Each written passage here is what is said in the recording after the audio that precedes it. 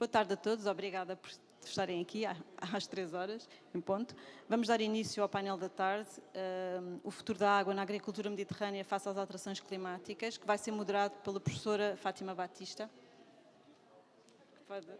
Se calhar, eu chamava também o professor João Santos, diretor do CITAB, o engenheiro Gonçalo Santos Andrade, vice-presidente da CAP, engenheiro José Pedro Salema, presidente da EDIA, engenheiro Pedro Fontes, administrador da ADP Valor, e o professor Rodrigo Proença de Oliveira, Instituto Superior Técnico.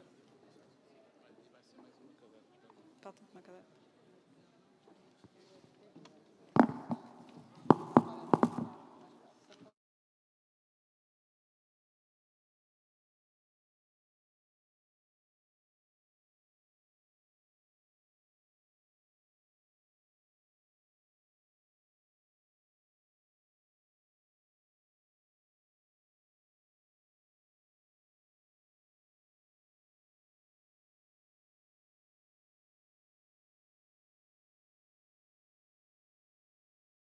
Agora sim.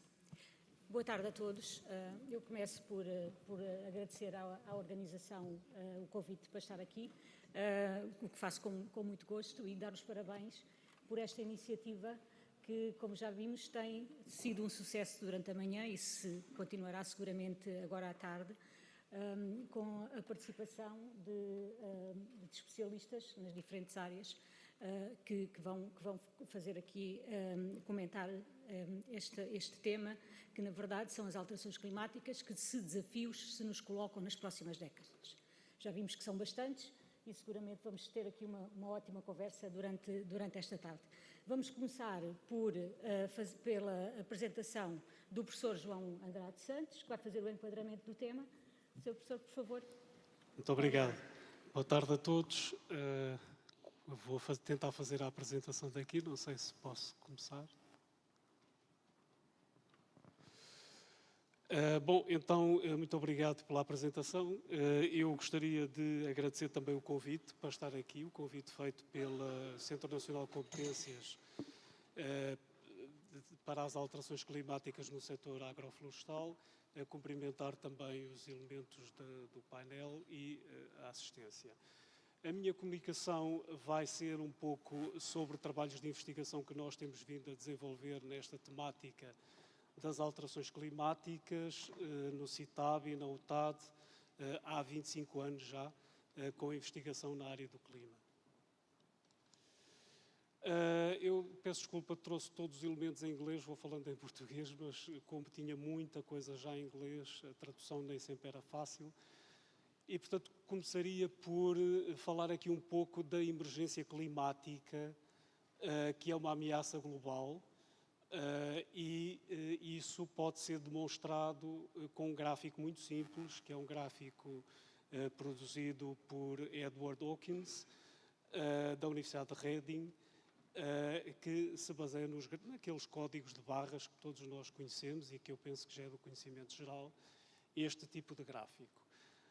O que é importante aqui notar é que desde meados do século XIX até à atualidade, a temperatura tem evoluído, isto é a temperatura média global, tem evoluído, tendo atingido um valor claramente de pico em 2023, no ano passado. Já hoje ouvimos aqui várias pessoas a referirem como o ano de 2023 foi excepcional, incluindo da FAO.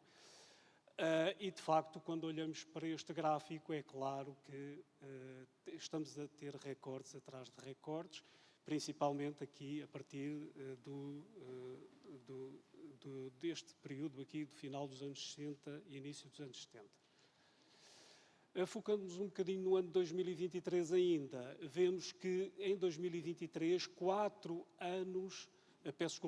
meses deste ano estiveram no top 30 dos meses mais quentes desde que há registro. E, portanto, num único ano, termos 4 meses que estão no top 30 dos meses mais quentes de sempre, também é só de si ilustrativo do passo das alterações climáticas, um passo particularmente rápido nos últimos anos. Também dos relatórios do IPCC, sabemos que a região mediterrânica é também um hotspot no que diz respeito às secas, seca agrícola e ecológica. O IPCC elege aqui a região mediterrânica com duas bolinhas, quer dizer que a confiança é média, de que tem havido um aumento significativo nas últimas décadas na ocorrência destas secas e estamos a par com uma outra região, que é esta aqui da costa ocidental dos Estados Unidos, que tem também um problema semelhante ao nosso, porque também é uma zona, como sabemos, caracterizada por um clima mediterrâneo ou por climas próximos do nosso. Além deste problema, já todos ouvimos muito falar, já se fala nisto há 20 anos, da questão dos extremos, cada vez mais frequentes, as ondas de calor, as secas, as cheias, isto são fotografias também em Portugal, os fogos que tivemos agora em setembro. Enfim, todas estas situações extremas têm se tornado cada vez mais frequentes, mas aqui há um dado que está a preocupar particularmente os cientistas, que é quando estes eventos acontecem todos em simultâneo. Portanto, é isso nós em ciência chamamos os eventos compostos, os compound events, que têm riscos em cascata, ou seja, os riscos vão se acrescendo rapidamente, porque, efetivamente, a probabilidade, sabemos, de ter, por exemplo, uma seca é muito maior quando temos temperaturas muito mais elevadas, ou a probabilidade, por sua vez, de ter uma onda de calor também é muito maior quando estamos em seca e depois as consequências, por exemplo, das primeiras chuvas que podem levar, das primeiras chuvas após incêndios, por exemplo, ondas de calor ou secas podem levar a cheias e, portanto, todos estes eventos acabam por se potenciar entre si e por se tornarem ingeríveis para o ser humano, dada a sua escala, a escala que podem atingir.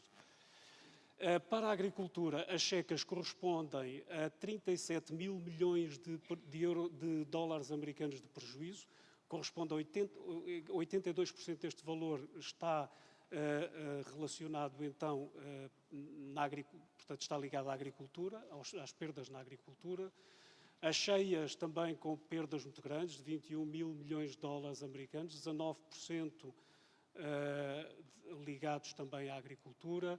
Depois as tempestades, ainda os fogos rurais ou incêndios florestais, aqui com uma contribuição muito mais modesta, mas que em Portugal sabemos que pode ser muito importante. E depois algo que ainda não é fácil de contabilizar, que são as pragas e as doenças e os seus impactos na agricultura. Bom, em termos de base física, as alterações climáticas não é um problema novo. Em termos de concepção física, já um prémio Nobel da Química, Svante Arrhenius, ainda no século XIX, dizia que se as concentrações de dióxido de carbono na atmosfera terrestre duplicassem, nós iríamos ter uma subida de 5 a 6 graus. Ora, passados estes anos todos, continuamos exatamente com o mesmo nível de conhecimento em termos de amplitude da alteração climática. Portanto, duplicando a concentração de dióxido de carbono, vamos ter subidas daquela ordem na temperatura média global. Por curiosidade, também um artigo aqui da Royal Meteorological Society que foi publicado em 1938 e que explicava o que era o aquecimento global e o que eram as alterações climáticas. Portanto, o problema das alterações climáticas não é um problema recente, não é um conhecimento recente, é um conhecimento muito antigo. Eu, quando estudei climatologia há mais de 25 anos, aqui na Faculdade de Ciências da Universidade de Lisboa, nós já falávamos nas alterações climáticas e, portanto, era um problema que já se falava há mais de 25 anos, há 30 anos atrás. Quando olhamos para as evoluções nas concentrações de dióxido de carbono, verificamos que, de facto, tem havido um aumento muito expressivo dessas concentrações. O balanço é positivo no sentido de que as fontes são mais do que os sumidouros. Vemos aqui os combustíveis fósseis, mas também o uso do solo como uma fonte importante de dióxido de carbono, mas também é um sumidor importante. Embora o desequilíbrio exista no sentido de mais dióxido de carbono, a importância dos oceanos como um sumidor, que fala-se muito, mas vemos que deste lado da balança estes pesos são maiores do que estes pesos daqui, as fontes são mais do que os consumidores e, portanto, a tendência é para continuarmos com este aumento no dióxido de carbono. Bom, então, para o futuro, o que é que podemos dizer? Para o futuro, o que podemos é especular um pouco, tendo em conta aquilo que se espera que seja a evolução futura da humanidade. Com todas estas guerras, todos os problemas que o mundo tem geopolíticos, é muito difícil, é um exercício complexo. Existem cenários que são os Shared Socio-Economic Pathways, que são os chamados SSPs, abreviadamente, e que nos dão trajetórias de futuro possíveis daquilo que pode acontecer à economia, à demografia, à sociedade em geral, também ao ambiente, e, portanto, baseiam-se em determinadas trajetórias de desenvolvimento socioeconómico. São cenários feitos por pessoas de várias áreas da geografia, estamos aqui na Sala de Portugal, na Sociedade de Geografia. Há muitos geógrafos a trabalharem nestes cenários, mas também há economistas, há sociólogos, há físicos, químicos, matemáticos. Estes cenários são construídos para o IPCC e dão-nos então como irá evoluir a concentração de dióxido de carbono nas próximas décadas, até ao final do século XXI, e, portanto, cada cenário corresponde a opções de desenvolvimento diferentes. Eu aqui destacava a palavra opção, porque está mesmo nas nossas mãos de todos escolhermos qual é a trajetória que queremos seguir, não é? Portanto, isto é tudo uma possibilidade para o futuro e o futuro estará algures por aqui entre estes cenários possíveis, que são apenas cenários. De acordo com esses cenários, que são importantes, são avaliadas então projeções. As projeções indicam aquecimentos que podem ser mais significativos ou menos significativos, dependendo da região do planeta e também dependendo do valor do aquecimento global. Aqui são cenários para um aquecimento de 1,5 graus, que já vimos hoje de manhã na discussão que tivemos aqui, que de facto já estamos aqui mais no 3 graus, não é? E, portanto, este é o mundo com aquecimento de 3 graus em termos de temperatura e em termos de precipitação. E, infelizmente, Portugal situa-se precisamente numa das zonas onde a precipitação vai diminuir mais. Isso é inevitável porque o deserto do Saara e toda esta zona seca do norte da África está a migrar para o norte. Penso que muitos se devem ter apercebido há poucos dias na televisão que há zonas do deserto do Saara que estão a ficar verdes porque está a chover muito mais em algumas zonas do Saara do que era normal, aqui na zona do Sahel, por exemplo, e, portanto, isso significa que essas zonas estão a ter um clima mais chuvoso e esse clima seco está a migrar na direção da Europa e, portanto, está-se a deslocar para norte. E isso é um facto dinâmico que não há volta a dar porque é um problema, como disse, global. Para Portugal, o aquecimento é ainda mais dramático. O aquecimento já vai muito além do 1,5 graus, não é? Porque se tivermos como base este período aqui, não é? Que é o que tipicamente se considera como base, nós já vamos com um aquecimento de 3 graus, não é? Portanto, aqui 1 grau, mais 2 graus quase aqui, já vamos quase em 3 graus, só contando com o passado, não é? Portanto, já não estamos a falar em projeções. Para termos uma ideia, nós, muito recentemente, isto ainda são resultados que estamos ainda para publicar, mas temos colaborado com o PIC, com o Instituto de Investigação Climática de Potsdam, na Alemanha, e temos retirado de lá uma série de informação que ainda está em bruto, mas que nos diz, no fundo, de acordo com estes cenários, é a informação mais recente que temos para Portugal, com os modelos mais recentes que existem a nível mundial e, portanto, já com estes novos cenários SSPs, o que acontecerá aqui, por exemplo, em termos da temperatura média anual. Vemos um aquecimento muito expressivo, não é? Portanto, a temperatura média anual, que será muito mais acentuado em todo o interior do país, e este interior vai quase desde o Algarve, aqui do Baixo Alentejo, até aqui ao norte de Vila Real. Portanto, toda esta faixa interior vai ter um aquecimento bastante significativo, sendo que as zonas mais ocidentais, como por exemplo aqui a região de Lisboa, junto à costa, terá um aquecimento mais ténue.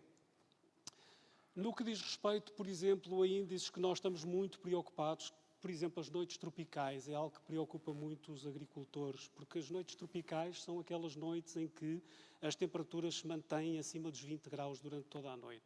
Sabemos que isso é muito mau para algumas culturas agrícolas, por exemplo, para muitas fruteiras, para a vinha, também para o olival. Portanto, há danos que estas noites demasiado quentes causam nas plantas, porque significa que as plantas durante a noite não conseguem recuperar do calor do dia e, portanto, são situações de grande stress térmico para as plantas.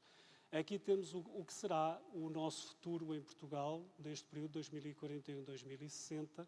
Vemos, mais uma vez, um aumento muito grande no número de ondas de calor, mas aqui já será em zonas muito particulares. Por exemplo, aqui, nesta região do Alentejo, também ao longo dos vales, por exemplo, Vale do Rio Douro, os vales, algumas zonas mais abrigadas que terão um aumento muito significativo das noites tropicais. Outros índices, como por exemplo a precipitação total, que é relevante para a nossa discussão hoje. Este é o mapa da precipitação no passado recente, este é o mapa no período futuro. Vemos a precipitação a diminuir em todo o país, portanto não há dois Portugais no que diz respeito à seca. Nós, infelizmente, não podemos dizer que no futuro o norte do país vai continuar a ter muita precipitação, isso não é verdade.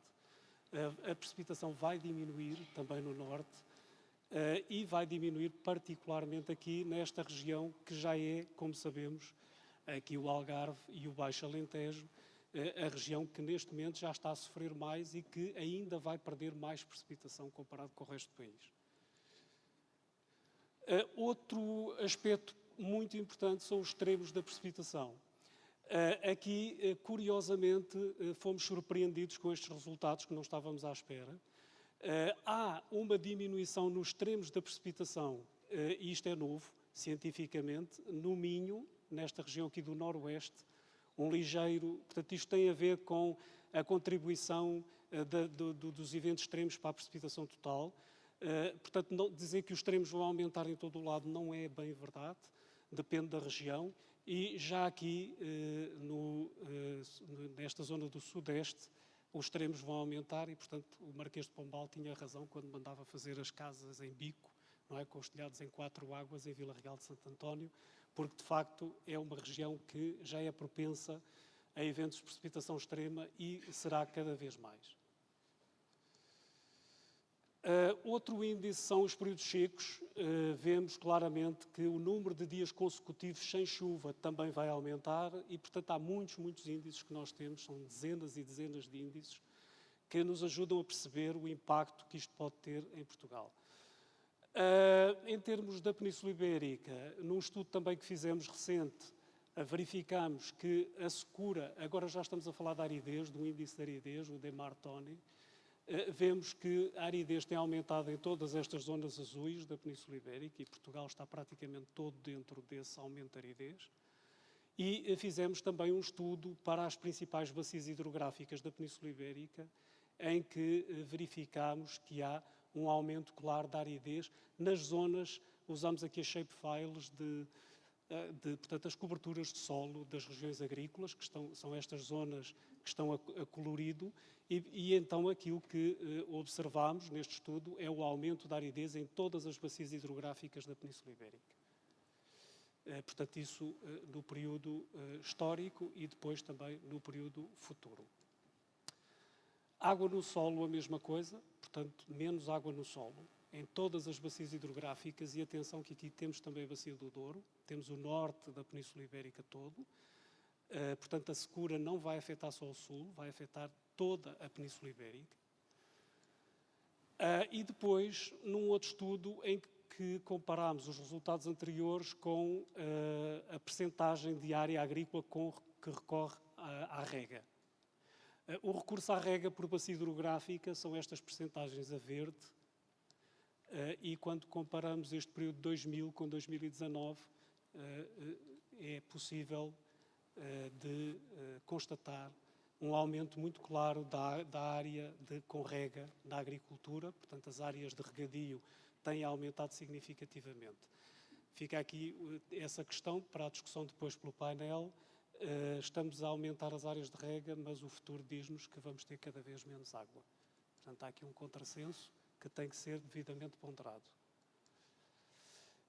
Eu gostaria de dar, então, terminando aqui a minha apresentação com um exemplo, porque o problema das alterações climáticas é um problema global, mas tem que ser resolvido sempre a nível local e setorial. Não há uma solução que seja aplicável a todos os setores, a todas as culturas agrícolas, portanto tem que se pensar caso a caso. Eu trouxe aqui um exemplo que já trabalhamos há muitos anos, até porque estamos na região de Marcado do Douro e a viticultura para nós é uma área muito importante. Como sabemos, mas isto é extensível a praticamente todas as culturas agrícolas, não é? E, portanto, os agricultores sabem bem disso. A viticultura, tal como todas as culturas agrícolas, tem uma espécie de um terroir, não é? Que é uma combinação de clima, solo e práticas culturais. E esse terroir acaba por determinar todo o desenvolvimento fisiológico da planta, a sua produtividade, a sua fisiologia, a fenologia e depois as composições químicas, não só a produção, a produtividade, como também as composições químicas, a qualidade do produto que conseguimos tirar. No caso da vinha, sabemos, por exemplo, que a vinha, tal como praticamente todas as plantas, responde de uma forma muito linear, não ao passar do tempo, mas ao passar da temperatura. O relógio da videira é o acumulado de temperatura e não o relógio do tempo. E, portanto, a videira vai acumulando, devido às suas reações fisiológicas, vai acumulando uma memória térmica e vai respondendo através dos seus estados fenológicos. Também a qualidade do vinho que produzimos, tal como qualquer outro produto agrícola, tem sempre condições climáticas ótimas. Se sairmos dessas condições climáticas ótimas, por exemplo, se for um clima demasiado fresco ou demasiado quente, isso tem impacto depois também na qualidade do produto. No caso específico da viticultura, as zonas ótimas estão ali nas isotérmicas dos 12 aos 22 graus, a temperatura média da estação de crescimento, que é de abril a setembro, e não é por acaso que praticamente todas as regiões vitivinícolas mundiais estão dentro destas duas isotérmicas, o que mostra a sensibilidade deste setor para as alterações climáticas, porque no futuro o que é expectável é que estas isotérmicas se desloquem na direção dos polos e, portanto, vai haver aqui uma alteração. Algumas regiões serão beneficiadas, outras serão prejudicadas. No nosso caso português, nós temos feito muitos estudos, trouxe aqui só alguns exemplos. Aqui temos as nossas denominações de origem, todas em Portugal, de vinho, da produção de vinho. E temos aquilo que é o clima que cada uma tem hoje, e aqui desenvolvemos um índice que permite conjugar secura com a secura do clima com a frescura. Portanto, aqui deste lado temos as regiões mais quentes e secas e deste lado temos as mais frescas e úmidas. Que isto não é assim em todo o mundo. Há zonas no mundo em que as zonas mais quentes são as mais chuvosas e as mais frias são as mais secas. Em Portugal é assim que temos, é esta a progressão, porque é uma região mediterrânica, não é? Que é também singular nisso, porque na maior parte do mundo a estação da chuva é o verão, não é o inverno, portanto é o contrário daquilo que acontece em Portugal. E, portanto, temos aqui estas regiões, por exemplo, do Sul, a saltar aqui para as classes 10, 11. As regiões mais a norte, por exemplo, aqui no Minho, isto depois depende do cenário, depende do período. Na região dos vinhos verdes, temos algumas sub-regiões a terem climas como encontramos hoje no Ribatejo, por exemplo.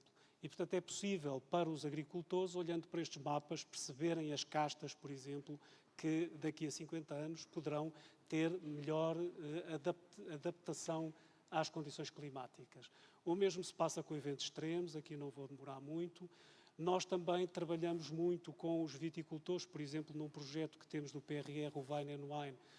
Isto é para uma quinta da Symington, portanto é uma propriedade da Symington, em que nós conseguimos desenvolver as projeções climáticas dentro da parcela da empresa com 10 metros de resolução espacial, em que temos, portanto, quem olhar para a propriedade, isto é uma pequena vinha, uma pequena propriedade, um talhão, digamos assim, e não nos apercebemos dos microclimas que existem dentro da própria vinha E, de facto, ao fazer este tipo de trabalho de zonagem microclimática, é possível identificar microclimas dentro da vinha, e trabalhamos também com empresas no Alentejo a fazer este tipo de estudo.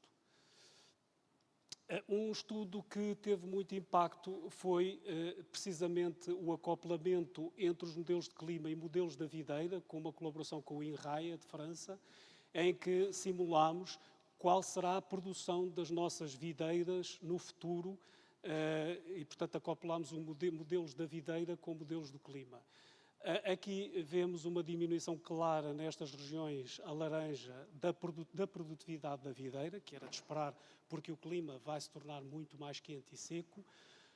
Aqui, atenção, porque neste exercício de simulação não se considera a irrigação. Nós sabemos que grande parte da vinha hoje já é irrigada na região sul.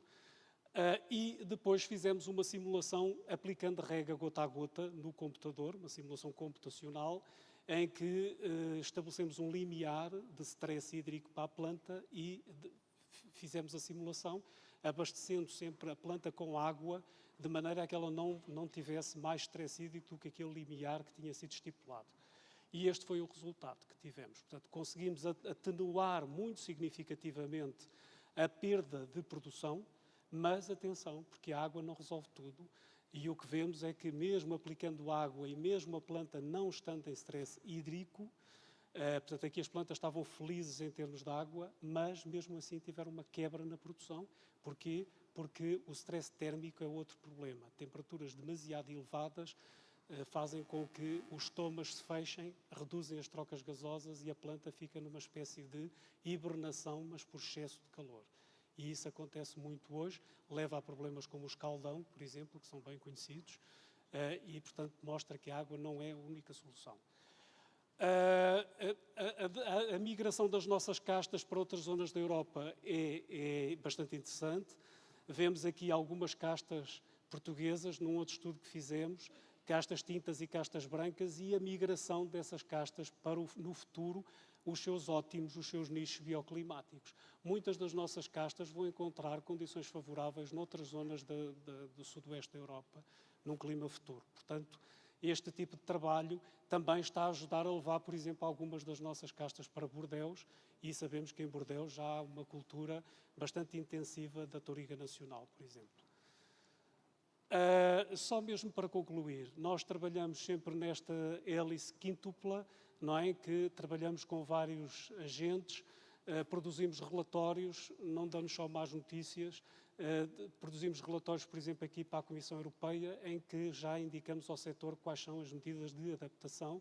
E só mesmo para concluir, eu passava um videozinho muito rápido, uma animação, que se calhar é melhor do que ser eu a estar a falar, com exemplos de medidas de adaptação que nós preparámos para o público em geral. Portanto, algumas são coisas mesmo muito simples, mas que pretendem mostrar que existe sempre uma saída, que as alterações climáticas não são uma fatalidade e que o setor se pode adaptar, tomando as medidas certas. Há sempre uma possibilidade de atenuar estas alterações. Europe is the world leader in wine production, with a strong impact on its economy. The biggest challenge being faced is to reverse the negative effects that climate change and extreme weather events have on wine production.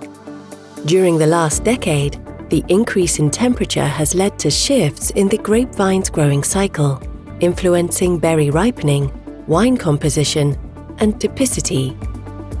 This impact makes it necessary to develop very specific adaptation strategies, and thus reduce the impact of climate change in order to maintain the European wine sector competitive.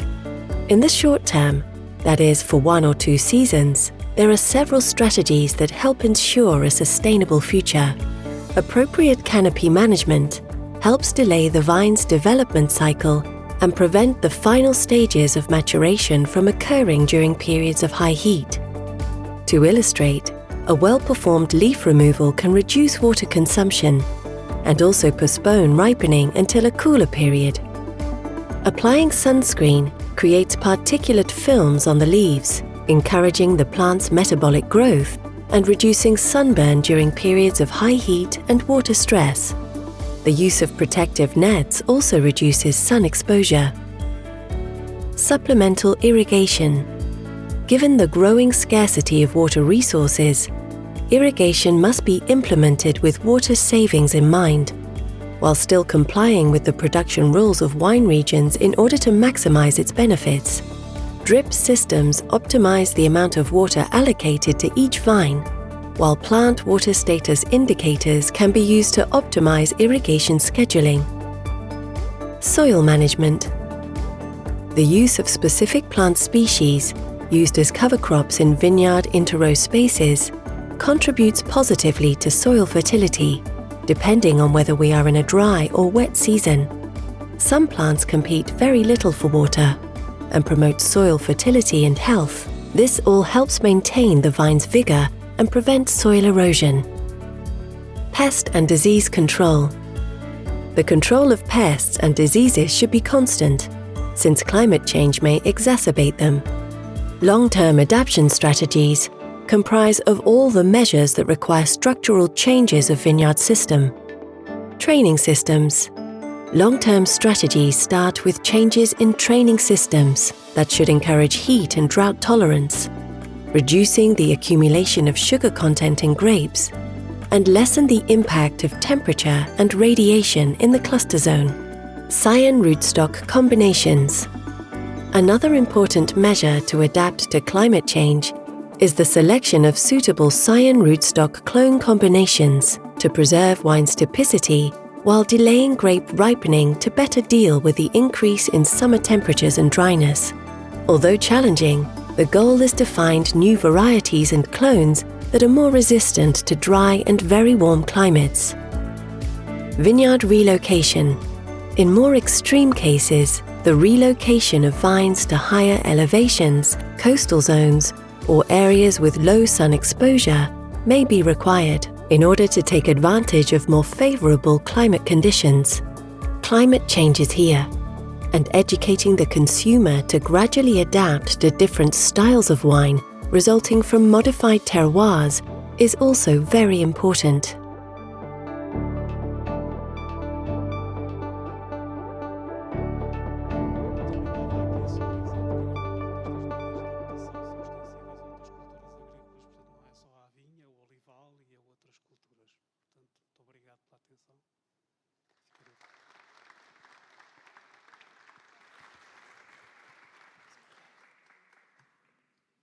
Muito obrigada, professor João Santos, pela sua excelente apresentação, que aliás nos dá um mote para discutir o futuro da água na agricultura mediterrânea face às alterações climáticas. Eu bem sei que os ilustres convidados que estão nesta mesa são subejamente conhecidos de quase todos vós, mas para colmatar a outra parte do quase, eu apresentaria o engenheiro Gonçalo Santos Andrade, vice-presidente da CAP, presidente da Portugal Fresh e também administrador executivo da Luz ao Morango, com 25 anos de experiência no setor hortofrutícola.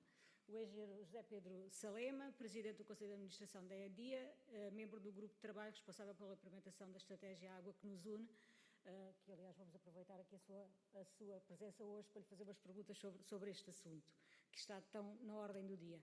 O engenheiro Pedro Fontes, administrador da ADP Valor, e finalmente o professor Rodrigo Proença de Oliveira, professor associado do Instituto Superior Técnico e membro da Comissão Científica da Estratégia Nacional de Adaptação às Alterações Climáticas. Muito obrigada a todos por estarem aqui conosco, e eu começaria pelo engenheiro Gonçalo. Enquanto representante dos agricultores, nós já hoje de manhã ouvimos várias intervenções que nos dizem algo que eu também acho, que de facto os agricultores foram os primeiros, creio aliás que foi o Luís Ribeiro que fez este comentário, com o qual eu concordo em absoluto, que os agricultores foram os primeiros há mais de 20 anos a falar sobre os efeitos, que já sentiam os efeitos das alterações climáticas.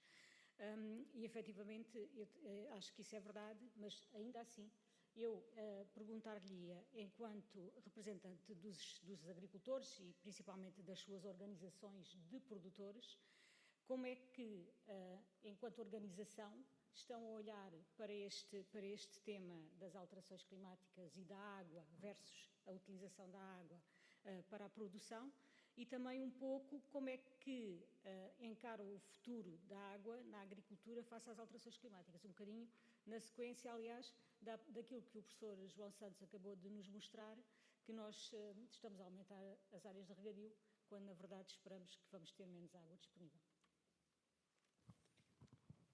Boa tarde a todos. Em primeiro lugar, agradecer o convite para estar aqui presente hoje. Cumprimento os colegas de painel, todos os presentes.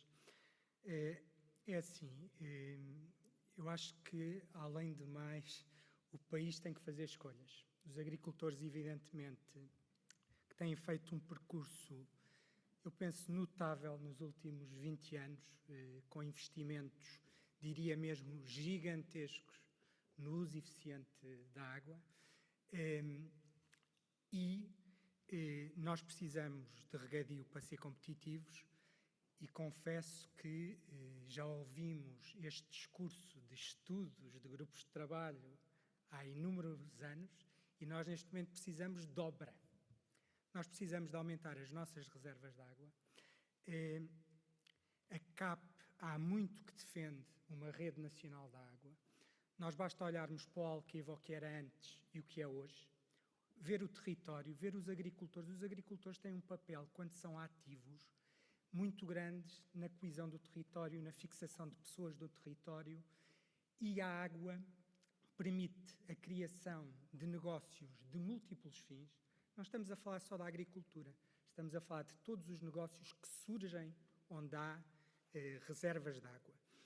E, portanto, na nossa opinião, graças a Deus, mesmo, evidentemente, que há alterações climáticas, mas acreditamos que há uma má gestão dos recursos hídricos. E por isso acreditamos, e há muito tempo que o defendemos, que falta uma gestão eficaz e uma rede nacional de água. É isso que nós defendemos há muito tempo. Pode-lhe pôr os termos técnicos que quiser. Temos que ligar o país do norte ao sul, do oeste ao oeste, a nível deste recurso, que é muito importante. Como vemos em todos os estudos que são apresentados, temos cada vez precipitações mais concentradas, muitas vezes a criar situações muito más para esses territórios, que se conseguíssemos uma estratégia de conseguir absorver e gerir essa água que vem a mais nesses períodos concentrados, seguramente aproveitaríamos para os agricultores conseguirem gerir esse recurso. Depois é importante perceber que os agricultores, nestes últimos 20 anos, começaram a praticar, já praticavam, mas intensificaram fortemente uma agricultura de precisão, baseada muito na ciência e na tecnologia, a gerir à gota e à planta, e, portanto, esse ponto também acho que é de enfatizar. Nós, evidentemente, que não queremos fugir da nossa responsabilidade. Nós queremos produzir cada vez mais responsavelmente, com o equilíbrio adequado entre a sustentabilidade ambiental, social, mas nunca esquecendo a componente económica, porque é fundamental. Mas nós temos que ser pragmáticos. Nós temos uma agricultura que só é competitiva com acesso à água e, portanto, nós temos que ter uma estratégia para conseguir finalmente ter reservas de água que seja possível os agricultores utilizarem para produzir alimentos para as pessoas, para os animais. Temos uma demografia mundial cada vez a aumentar mais. Nós atingimos este ano 8,1 mil milhões de consumidores. Antigamente os nossos avós diziam que nos próximos 50 ou 60 anos iríamos ter uma pressão sobre a alimentação muito grande. Vai ser nos próximos 13 anos, porque em 2030 teremos 8,5 mil milhões e em 2037 9 mil milhões. E, portanto, estes 12, 13 anos é a oportunidade de, evidentemente, que há matérias que têm que ser melhoradas, como o desperdício alimentar, como produzir mais com menos, tudo isso é verdade. Os agricultores também fazem parcerias a nível de investigação de tentarmos ter espécies e variedades que conseguem produzir utilizando menos as dotações hídricas, mas o país na nossa opinião, tem que fazer escolhas. Está num momento em que, lembro-me recentemente, por exemplo, em 2019, a FENARREG apresentou a Estratégia Nacional para o Regadio e, ano após ano, o que nós vemos é novas estratégias, novos grupos de trabalho, vamos estudar outra vez a situação, vamos rever, vamos avaliar, mas nós precisamos é de obras, porque, no fundo, nós temos vários aproveitamentos hidroagrícolas no país que, até chegar aos agricultores, têm perdas de 40% a 50% na rede de distribuição. Portanto, a modernização, a revitalização desses sistemas são fundamentais, mas, por outro lado, nunca esquecendo mais reservas de água, porque sem agricultores ativos, o que nós temos é abandono do território, crescimento de mato, fogos florestais. Com essa estratégia, não preservamos biodiversidade e não nos podemos esquecer, o melhor amigo do ambiente e da preservação da biodiversidade são agricultores ativos que têm que ter rentabilidade económica. E, portanto, nós não vale a pena estarmos aqui com cenários românticos sobre este tema. O país tem que fazer escolhas.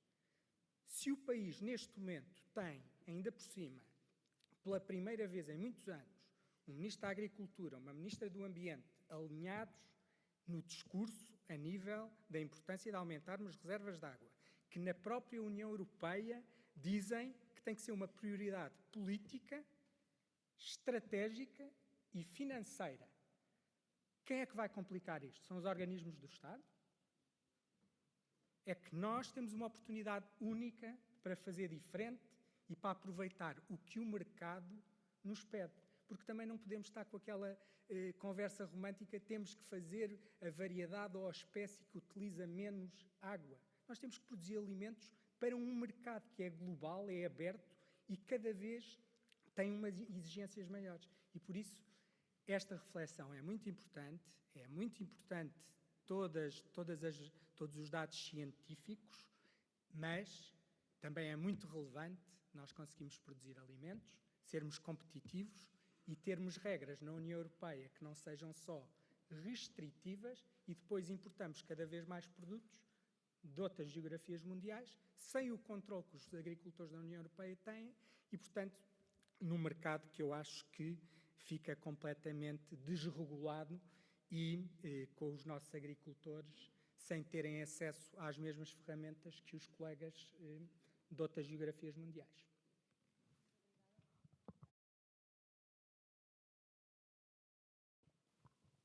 Peço desculpa. Engenheiro José Pedro Salema. É um bocadinho na sequência o engenheiro Salema é presidente da EDIA, portanto da empresa gestora do complexo da Alqueva, acho que empreendimento de Alqueva, peço desculpa, e está no grupo de trabalho da implementação da estratégia Água que nos une e portanto, eu se calhar pedia-lhe que nos falasse um pouquinho sobre exatamente o que é esta estratégia e também fazer ligação com a assinatura ontem, bem a propósito do acordo da gestão da água entre Portugal e Espanha. Portanto, que implicações é que isso também terá para o setor, porque inevitavelmente terá algumas, diria eu. Muito bem, muito obrigado. Muito boa tarde, muito obrigado pelo convite para aqui estar. E pronto, o Gonçalo já fez o favor de dizer que o Grupo Água que une não serve para nada. Ou, portanto, pelo menos criticou fortemente este nosso desejo português de fazer grupos de trabalho e adiar a decisão.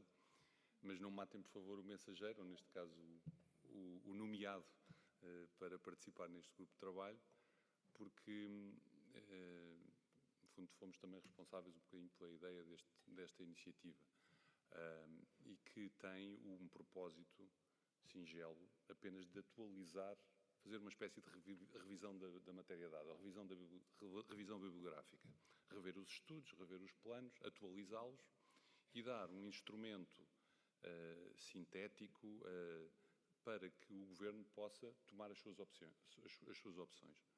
O diagnóstico está mais ou menos feito, de facto. Por exemplo, o diagnóstico das necessidades hídricas está aqui o maior especialista, não é? Que foi responsável, vai já falar de seguida. Portanto, nós já sabemos quais é que são as bacias hidrográficas onde onde nós gastamos uma percentagem muito pequena das disponibilidades, e as bacias hidrográficas, onde nós gastamos muito mais do que as disponibilidades. Nós já sabemos onde é que é. Mas sabemos também que este é um problema de engenharia, não é? Ou é um problema que na engenharia tem solução. Não é um problema insolúvel, não é? É um problema que passa pela decisão do tal modelo de desenvolvimento para o país que queremos, não é? Se queremos ter uma agricultura livre de escolher os seus produtos, as suas culturas, e queremos até fomentá-la, porque é importante para a balança comercial ou para a independência, a autonomia alimentar, etc. Ou não, porque a agricultura tem aqui no consumo um papel relevantíssimo, não é? Será sempre, pelo menos enquanto existir agricultura em Portugal, será sempre o maior utilizador de água em Portugal. Não é? Na nossa perspectiva, ainda bem que assim é. Não é? Eu acho que até reforçava a mensagem ali do Gonçalo, dizendo que a agricultura portuguesa, se calhar, devia ter a ambição de querer gastar mais água. E isto é de propósito para ver se estão todos acordados. Para ver se... Não, eu acho que sim. Eu defendo esse modelo. O que é que quer dizer isto? Quer dizer que, opinião muito pessoal, não vinculo ao grupo de trabalho Água que Une, mas eu acho que a agricultura devia ter a ambição de crescer a área regada, porque sabemos que na área regada a produção de alimentos é uma ordem de grandeza superior à de sequeiro, a criação de valor também, a criação de emprego também, e, portanto, se existem disponibilidades de terra com condições interessantes para desenvolver essa atividade, agora, até onde é o desafio, não é? Se vamos crescer 10 mil, 20 mil, 100 mil, ou como ouvi ontem, 750 mil hectares à área regada, isso vai ter que ser alguém acima de nós a decidir, não é? Porque as soluções de engenharia que existem vão ter que se adaptar, não é? No limite, podemos todos só dessalinizar a água e o recurso é infinito. Depois tem consequências muito, muito, muito grandes em termos de consumos energéticos. Mas, portanto, o que é que o grupo de trabalho vai tentar fazer?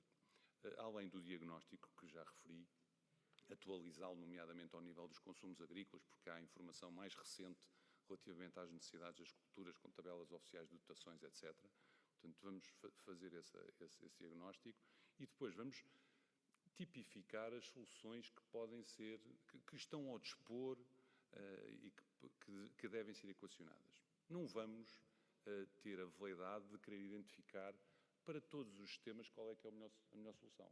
Se não podemos, aliás, este grupo de trabalho está a fazer um bocadinho esticar o pelo do cão, não é? Portanto, são 4 pessoas que, no fundo, mobilizam as suas instituições e com zero ajuda exterior, portanto, apenas consulta ou escutação a entidades exteriores. Portanto, não há aqui recursos muito grandes e também tempo muito limitado para desenvolver um trabalho de profundidade que merecia. Encontrar, como dizia, uma tipologia de soluções que tem que passar até pelo que está definido no despacho, uma ordem de prioridades pela melhoria da eficiência, portanto, modernização de infraestruturas, toda a gente está de acordo, não há ninguém que não esteja de acordo no abastecimento público, industrial ou agrícola, que é preciso modernizar infraestruturas que têm rupturas, que têm perdas, portanto, que perdam de 30% ou 40%, isto, obviamente que não podemos deixar essa situação continuar. Depois, outro tipo de soluções é aumentar os sistemas existentes. Também é mais ou menos consensual. Por exemplo, altear barragens. O estrago ambiental já está feito, a barragem já lá está, a linha de água já está artificializada. Se calhar subir, o engenheiro Vastais diz puxar as orelhas às barragens, não é? Portanto, é puxar 1 metro ou 2 para cima, como os valos são abertos, não é? Portanto, o último metro pode ter um impacto, às vezes, de 20% ou 30% numa albufeira. E isso pode ser muito, muito significativo naquele sistema local.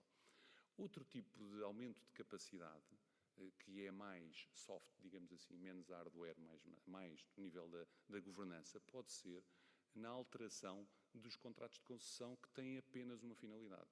Há há algumas albufeiras com contratos de concessão hidroelétrica, portanto, que o único uso que existe é a produção de hidroeletricidade e que, acreditamos, podiam ser mobilizados para outros fins.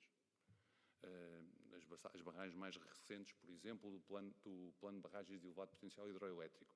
Algumas delas estão ao lado de zonas agrícolas com potencial interessantíssimo e com uma dinâmica que não é, a dinâmica agrícola não está concentrada apenas no Alqueva. Portanto, o Alqueva não tem o monopólio da dinâmica agrícola atual, nem o sudoeste alentejano. Há dinâmicas muito interessantes em Trás-os-Montes, na beira interior, clusters de atividade muito interessantes que interessa, do meu ponto de vista, acarinhar e desenvolver. Depois, há ainda um tipo de armazenamento, um tipo de regularização, que são as pequenas regularizações, que muita gente tem identificado.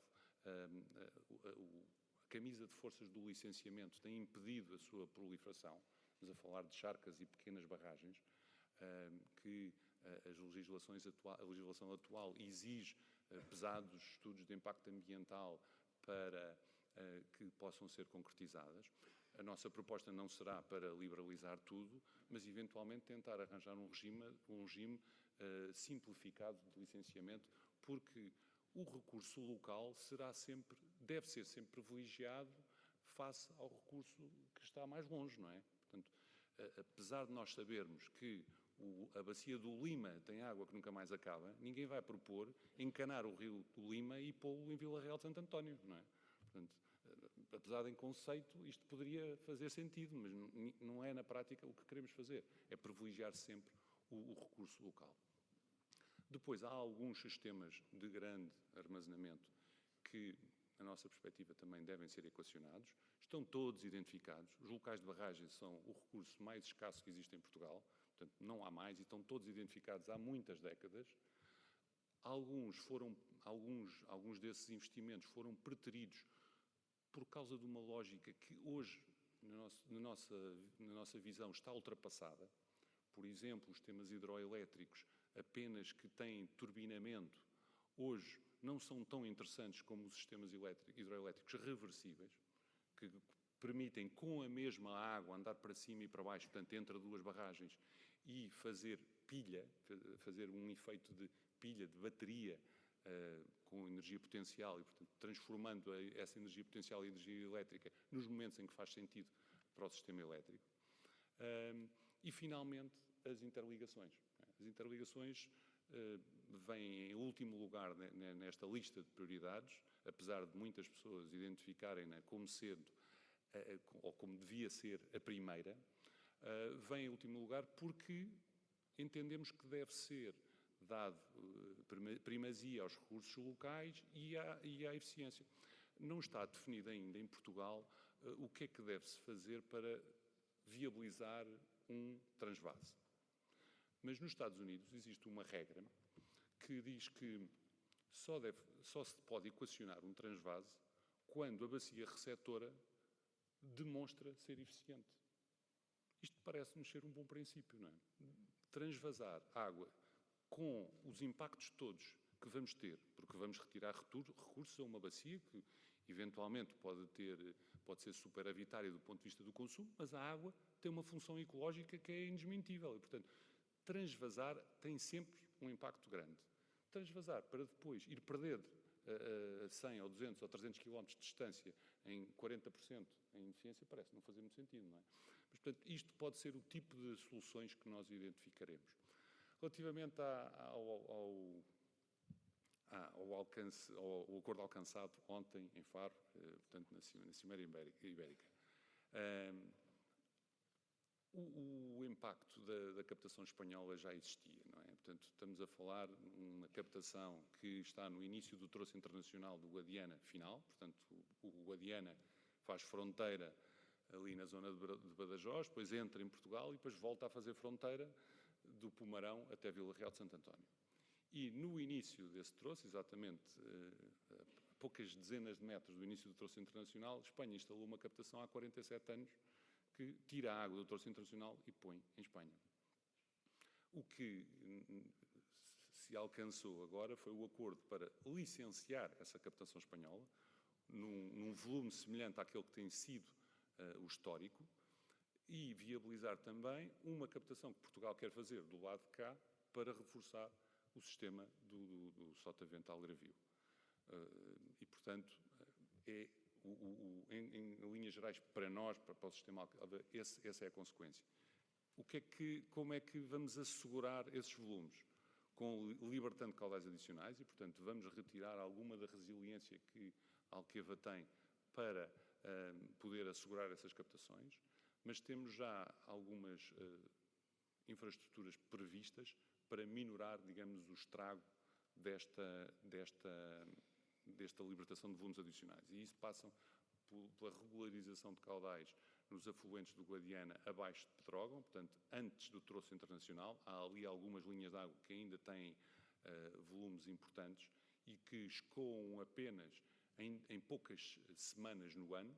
Se esses caudais de cheia forem regularizados, podem assegurar uma parte importante dos caudais ecológicos que temos que libertar e, portanto, poupar o recurso hídrico em Alqueva, que hoje está tão pressionado com tantos sistemas já ligados e tantos sistemas a quererem se ligar também àquela grande mãe d'água.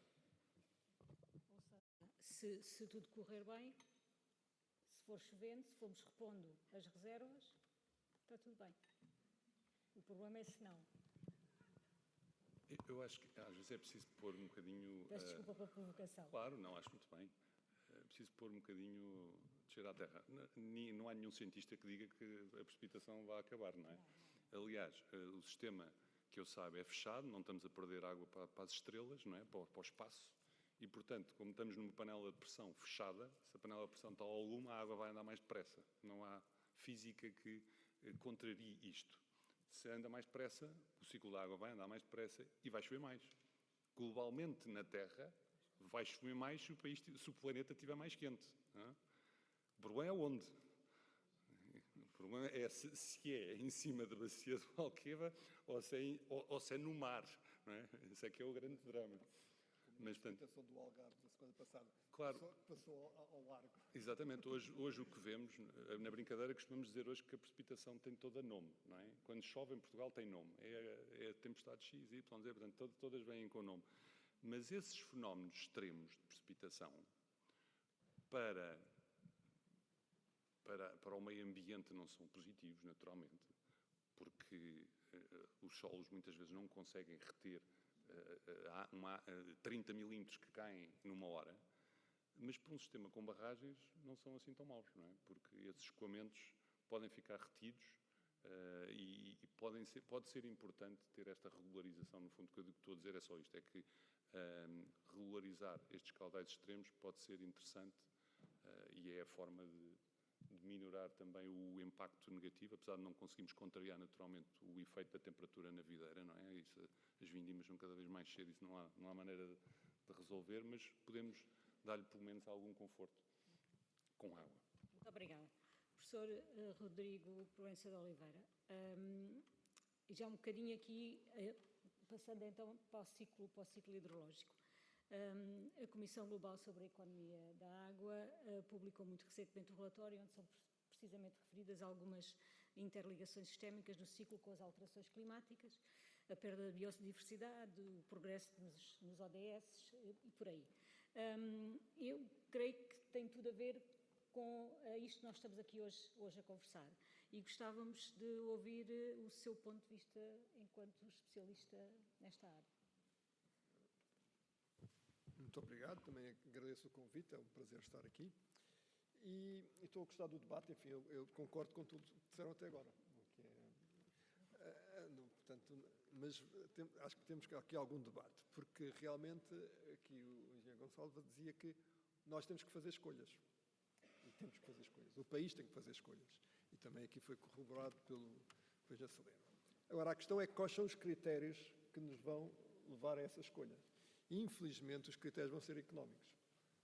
E, portanto, nós vamos ter que começar a avaliar os custos das várias soluções. Em engenharia, eu tinha um professor de engenharia do Tecno há muito tempo que dizia que soluções nós fazemos todos. Os engenheiros fazem tudo. Aquilo pode custar, mas é 4 balúrdios e meio. Mas lá que se fazemos, podemos fazer. E, portanto, a questão toda aqui é nós vamos ter as várias soluções que estão disponíveis para enfrentarmos o problema, enfim, de uma crescente escassez de água e tomar as decisões de quais são as soluções que vamos desenvolver. E esta lista que o engenheiro Salema referiu, desde uma maior eficiência, depois de uma utilização mais local e, por fim, até no final termos grandes transvases, enfim, é uma lista que faz todo o sentido, porque é uma lista que, sem grandes cálculos, nós percebemos que os custos ambientais, sociais e económicos dos elementos que estão no topo têm custos menores do que quando vimos cá para baixo para a lista, os custos já são muito, muito elevados. Não é? E aí, portanto, óbvio que nós temos que usar a água com muito mais eficiência, portanto, tudo o que seja investimento em melhoria das redes de abastecimento e de adução tem que ser feito. Pequenas charcas para usar a água localmente, obviamente que têm que ser feitas. Não falou muito da parte dos aquíferos, mas há a capacidade também de armazenar aquíferos, utilizar melhor os aquíferos, ou até recarregar os aquíferos. Portanto, isso são medidas que, com custos não muito elevados, conseguem proporcionar uma maior disponibilidade de água. Mas nós vamos chegar a uma situação em que então vai vir aquela grande obra que muitas vezes, quando ouvimos o setor agrícola falar, parece que só o setor agrícola só quer a grande obra. Mas eu quero acreditar, quando o engenheiro Gonçalo falava, nós precisamos de obra, que ele estava a referir-se sobretudo à obra de recuperação dos sistemas construídos em 1960 e 1950, que estão profundamente desatualizados e com necessidade de grande modernização. Mas, pronto, depois, a certa altura, nós vamos ter que realmente enfrentar a decisão se vamos construir ou não uma grande obra de armazenamento. Essa, sim, com custos ambientais enormes, com custos sociais enormes, mas também com benefícios. E, portanto, nós vamos ter que começar a ter uma discussão sobre quais são os benefícios que esta obra que está aqui a ser proposta tem. Obviamente há os benefícios privados de quem vai utilizar a água, há os benefícios regionais, porque vai haver ali um certo desenvolvimento regional naquela zona. Há depois também os custos ambientais, os custos sociais e por aí fora. E, portanto, nós vamos ter que depois fazer os custos económicos de construir aquela infraestrutura hidráulica. Portanto, nós vamos ter que, a certa altura, fazer aqui uma simples análise de custo-benefício, que só não é simples, porque os aspectos que vão ter que ser analisados são dificilmente comensuráveis. E aí é que entra aqui a grande discussão. Quer dizer, obviamente, que dizer que eu vou produzir uma certa cultura, logo vou vender isto no mercado e vai proporcionar um benefício da venda daquele produto, essa é a parte simples. O problema depois é qual é que são os custos ambientais. Bom, enfim, eu posso descrever quais são os custos ambientais, mas depois, para que esses custos entrem na minha equação, eu vou ter que traduzir aquilo em euros. E a coisa começa a ficar muito mais complicada. Há investigação nessa área, mas obviamente que o debate depois, de certeza que vai haver opiniões a dizer que o custo ambiental de uma espécie piscícola que vai sofrer vão ser uns tantos milhões e, obviamente, inviabilizam a obra. Mas, quer dizer, isso vai ser difícil, mas nós vamos ter que entrar nessa discussão. E quanto mais rapidamente entrarmos nessa discussão, eu acho que mais rapidamente podemos chegar a uma decisão, que eventualmente de construir ou não essa obra hidráulica, digamos, desta obra de grande infraestrutura. Portugal sempre, o regime mediterrâneo, que foi aqui já descrito, sempre recomendou, ou sempre impôs a construção da obra hidráulica em Portugal. Portanto, nós de certeza que vamos ter que construir nova obra hidráulica, nova de raiz, digamos, não estou a falar da obra de recuperação e modernização. A questão está, como estava aqui a dizer, onde é que vamos? Vamos continuar a regar cada vez mais, aumentar a área de rega, vamos continuar a aumentar o consumo de água para a agricultura, mesmo que seja um uso muito eficiente. Há de haver um limite que nós vamos dizer, não, aqui já não podemos avançar mais. E essa questão é que temos que começar vai ser uma discussão complicada, mas eu julgo que, se começarmos agora a trabalhar nela, pode ser que cheguemos a um acordo. E este relatório que referiu do Conselho, da Comissão para Economics of Water. Aliás, um dos membros é o Rockstrom, que foi hoje falado aqui muito dos modelos económicos, faz parte desse painel. E o que ele refere é que nós temos que pôr economia na água. E temos que pôr economia, e agora, para não escapar ao elefante na sala, aumentar significativamente o preço da água. Hoje de manhã falávamos que o preço da energia vai ser muito alto. E eu estava a olhar aqueles gráficos que estavam aqui a ser apresentados, o preço da energia, eu estava a dizer, mas o preço da água também vai ter que ser muito alto. Nem que seja porque a energia também se vai subir, o preço da água também sobe, não é? Já me roubou uma das minhas perguntas. O preço da água tem que subir. E tem que subir porquê? Tem que subir porque nitidamente está muito barato, começa logo por aí, não é?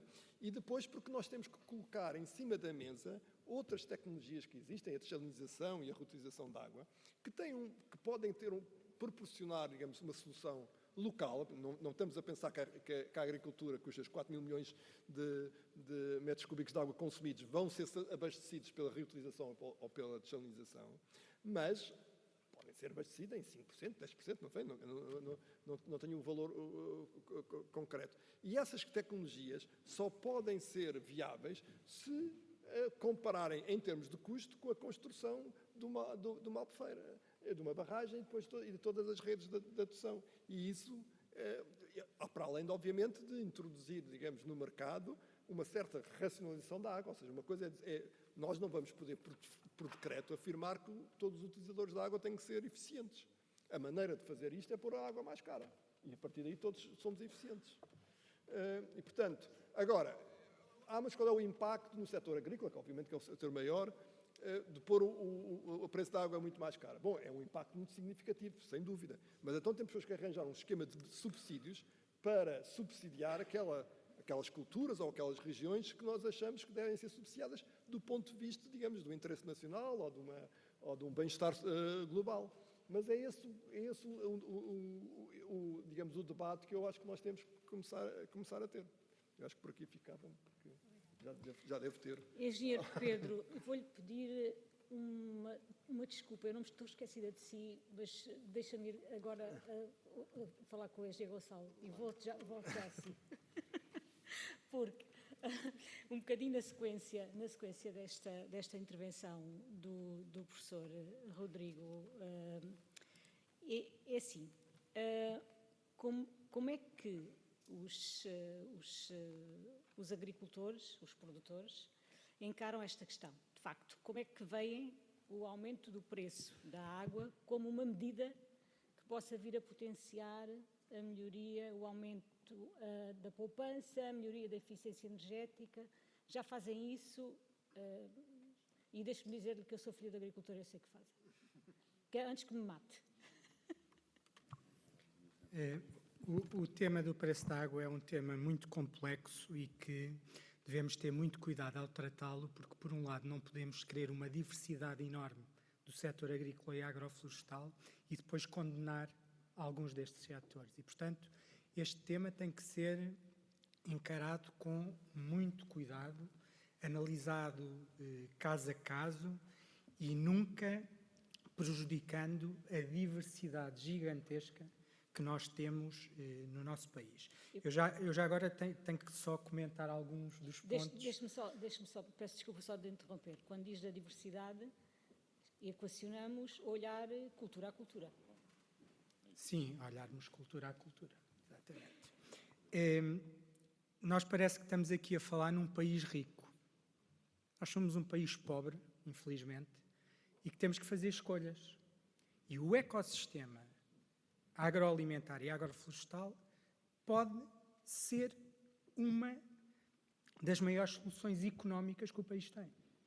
E a mim faz-me confusão, a sério, porque eu vejo que Portugal tem que ser ambicioso e Portugal tem que fazer escolhas. E parece que estamos a falar que Portugal já tem uma área de regadio gigantesca. Portugal tem 15% da superfície agrícola útil com a área de regadio. E, portanto, às vezes estamos aqui a discutir e parece, bem, o país está já com uma área gigantesca de regadio. Não é essa a situação. E, portanto, nós temos que ir aos números e temos que ir aos factos. E, portanto, esta situação de sermos ambiciosos e queremos um crescimento percentual da área regada, eu acho que todos devemos estar entusiasmados e defender isto até à última consequência. Porque, se calhar, todos nós gostávamos de andar de chinelos e de fato de banho o ano inteiro, a passear. Mas temos que trabalhar e temos que criar riqueza para o país. Quando defendi em questão às obras, evidentemente que as obras são obras de modernização, mas devemos ter a ambição de criar reservatórios, charcas, que muitas vezes os agricultores são impedidos. Há N situações que é muito difícil licenciar charcas e reservatórios, e depois devemos ter a ambição de criar micro, pequenas, médias grandes, gigantes barragens. Tudo o que seja possível deve ser estudado e concretizado. Porque, evidentemente, que eu também, na minha intervenção inicial, o disse, porque é a realidade dos factos. Ainda bem que se estão a atualizar estudos, mas nós não podemos andar sempre a atualizar e adiar as obras. E depois outra coisa que nós devemos olhar muito pragmaticamente é, se nós olharmos para a economia nacional e olharmos para as exportações de bens, nós conseguimos ver que em 2022 o país exportou 78 mil milhões de euros, números redondos, de bens, e em 2023 exportou 77 mil milhões. Ou seja, houve um decréscimo de exportações da economia nacional toda. Qual é que foi o setor que mais uma vez cresceu e que valia só 3.300 milhões em 2010 e que passou de 8.800 milhões para 9.500 milhões? Foi o agroalimentar. Se juntarmos as exportações florestais, só o agroalimentar são 12,5% das exportações de bens nacionais. Se juntarmos o agroalimentar com o agroflorestal, estamos a falar praticamente 25% das exportações de bens nacionais. Nós estamos a discutir algo crítico para o país. E, quando o país faz escolhas, eu espero que tenha também esta componente económica, que é uma componente económica que hoje em dia já é muito relevante. E, portanto, não estamos só com a importância da coesão do território, de não haver territórios abandonados, mas estamos também a apostar num setor completamente estratégico para a economia do país, para a criação de postos de trabalho, muitos deles altamente qualificados, que é às vezes uma coisa que temos um bocadinho uma noção errada, que é este setor cria muitos postos de trabalho indiferenciados. Não, também já cria muitos postos de trabalho altamente qualificados.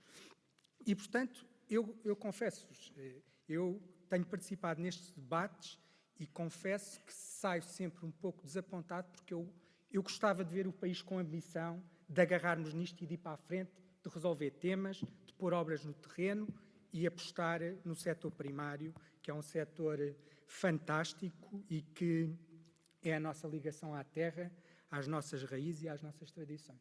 Acho que é relevante. Engenheiro Pedro Fontes, peço desculpa, muito obrigada pela sua compreensão.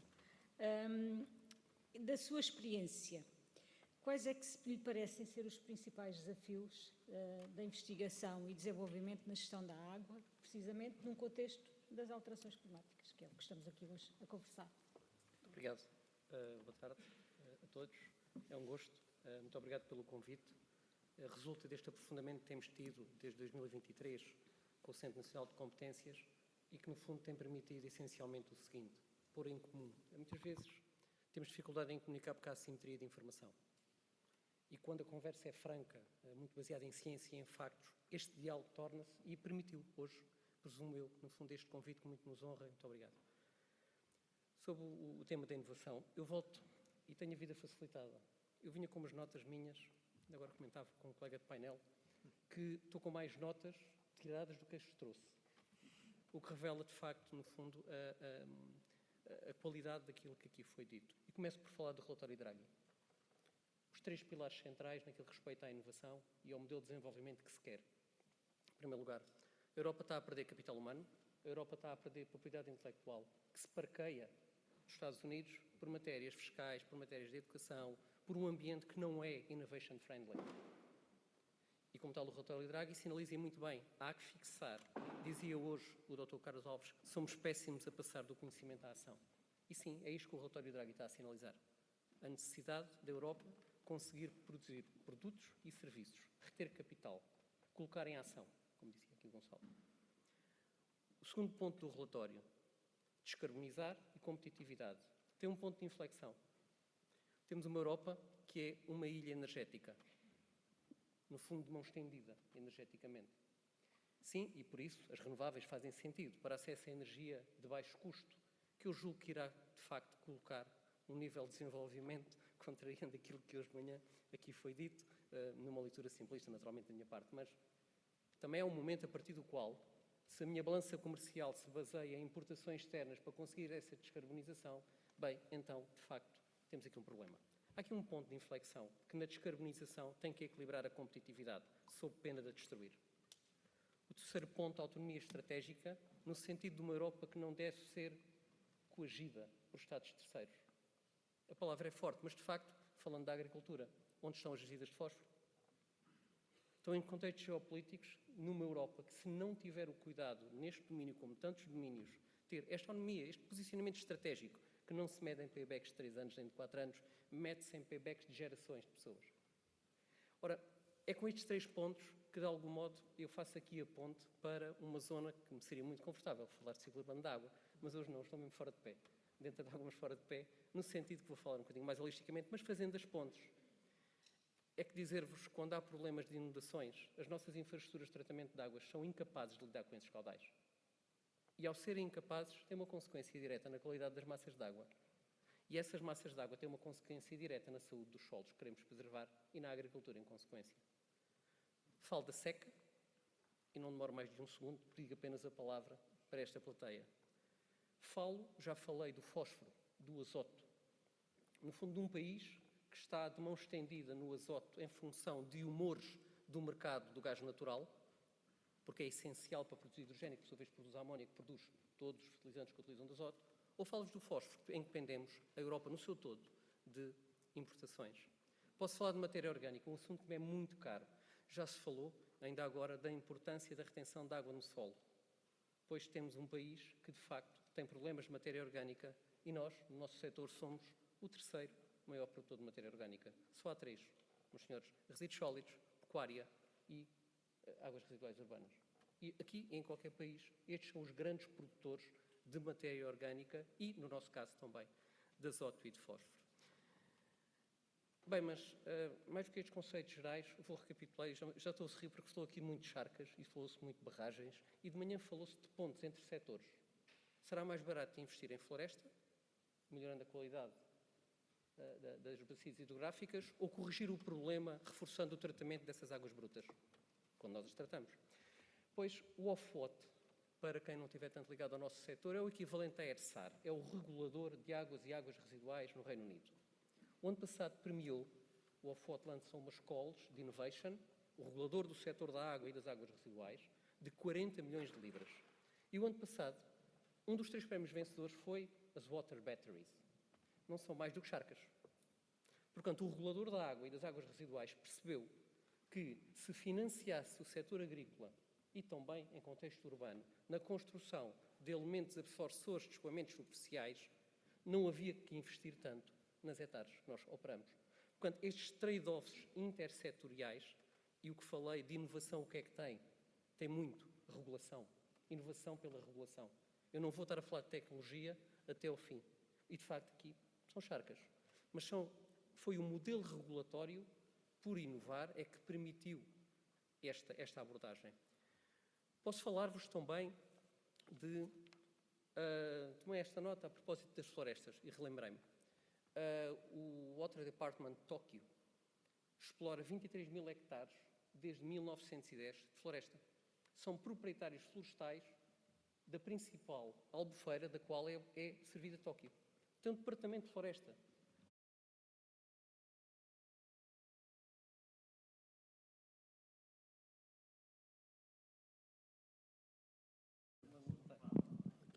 Está aqui, obrigado. Está aqui outro backup. Muito obrigado. Investir em floresta e proteger as massas de água, ou investir em tratamentos avançados nas ETAs com os quais são estes trade-offs intersetoriais que me parecem que, de facto, por via de uma inovação regulatória, pode ir ao encontro do que o Sr. Draghi diz, criar um ambiente innovation friendly. Falo-vos agora de azoto, de fósforo. Falo-vos de fósforo. Portanto, não temos fósforo, temos necessidades de fósforo para a agricultura e azoto, e temos uma nova diretiva de águas residuais urbanas. No fundo, vai regular todos os investimentos no setor da água nos próximos anos. Níveis de tratamento, qualidade das massas de água, descarbonização do setor da água. Bem, há lá uma nota que diz assim: as hectares acima de 10 mil habitantes são obrigadas a ter remoção de azoto, portanto temos que investir para tirar o azoto das águas residuais, mas tem lá uma derrogação. Diz que, onde houver projetos de água para reutilização, pode haver uma derrogação dos Estados-membros. Portanto, o país vai ter que fazer uma escolha. É se quer investir em betão, nós sabemos como é que se faz tecnologicamente, para remover azoto das águas residuais, ou se quer, com o mesmo valor, criar valor noutro setor. É que num só tem custo, meus senhores. No outro não. No outro tem valor a ser criado. Portanto, compete aqui também ter inovação legal. Eu falo de regulatória, agora estou a falar de inovação legal, no sentido de criar um ambiente que funcione e que permita tirar partido destes instrumentos. Quando estamos a falar novamente de gestão, nós estamos a falar de tecnologias. Essas temos. Eu costumo dizer na inovação uma coisa que é: quem julga que tecnologia resolve os problemas do negócio não conhece nem a tecnologia e tem algumas reservas que conhece o seu negócio. A tecnologia é um instrumento, é só isso. De facto, o negócio e perceber o negócio, perceber estes trade-offs intersetoriais. Falo da matéria orgânica. Como disse, é um assunto que me é muito caro. Portugal ocupa o último...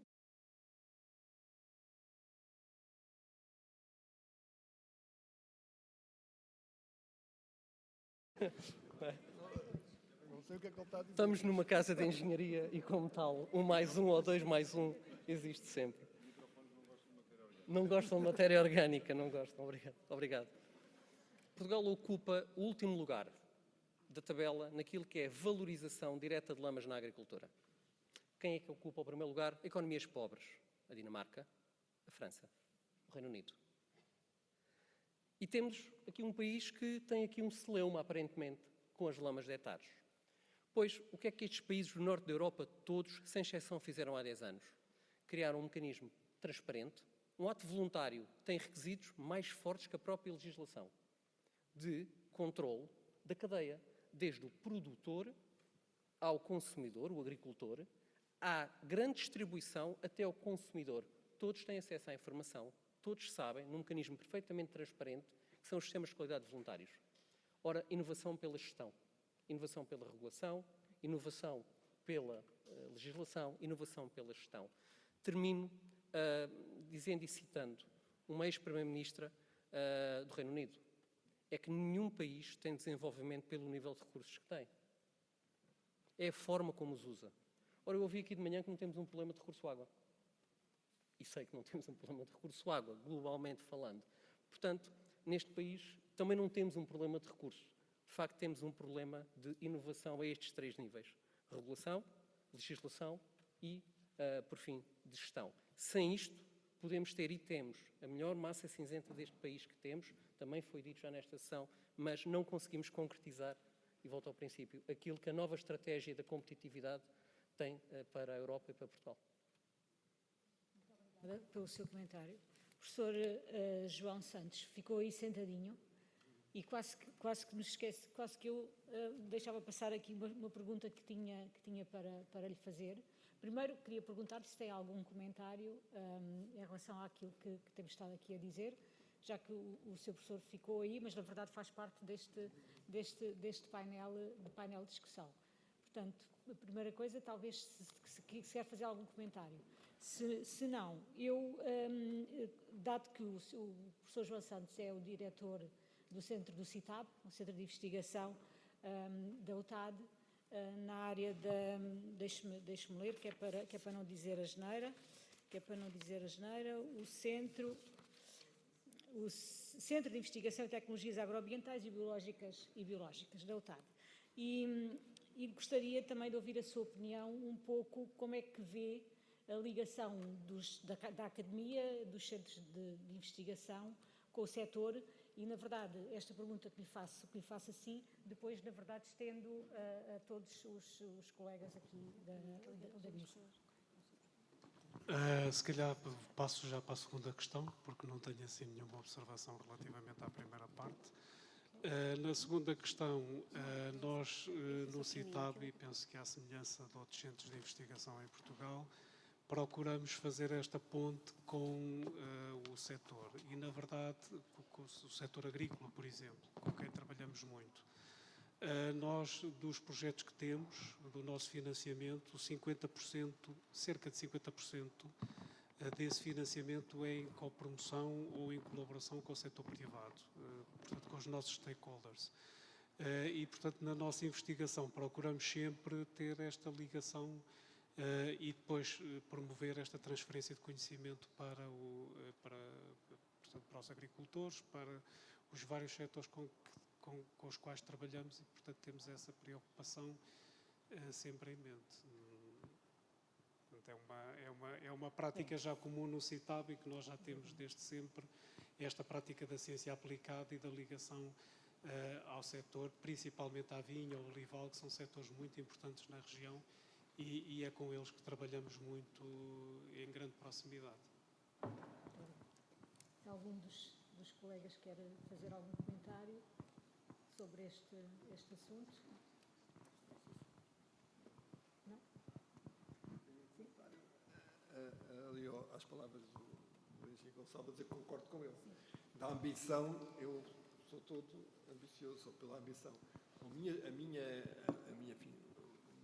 sugestão é que essa ambição seja, enfim, substanciada com números, ou seja, foram aqui referidos os volumes de exportações, ótimo, porque o setor agrícola contribui bastante para a riqueza nacional, e o que é preciso agora justificar é, sim senhora, se nós tivermos mais essas infraestruturas, vamos poder exportar mais tanto, que vai acarretar para o país mais não sei quantos milhões, que vai ter estes outros benefícios que não os diretos da agricultura e que vai ter estes custos, que eu vou tentar contabilizar na medida do possível e depois, realmente, se esse balanço for positivo, eu acho que o argumento está colocado. E, portanto, é essa discussão que eu acho que deve ser feita. Até porque um outro relatório que saiu também muito recentemente é o relatório do estado das massas de água na Europa. Enfim, a situação não é brilhante, mas também está ali uma forte incentivo dentro da Europa